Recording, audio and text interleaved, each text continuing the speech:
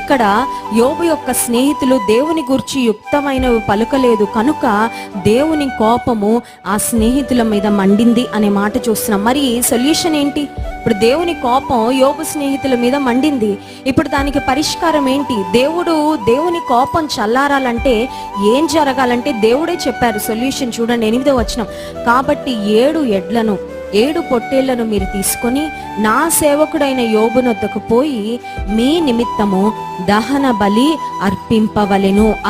అప్పుడు నా సేవకుడైన యోబు మీ నిమిత్తము ప్రార్థన చేయును. మీ అవివేకమును బట్టి మిమ్మును శిక్షింపక యుండునట్లు నేను అతనిని మాత్రము అంగీకరించదను. ఏలయనగా నా సేవకుడైన యోబు పలికినట్లు మీరు నన్ను గూర్చి యుక్తమైనది పలకలేదు. దేవుడు చెప్తున్న మాట, యోబు దగ్గరకు వెళ్ళి యోబుతో ప్రార్థన చేయించుకోండి.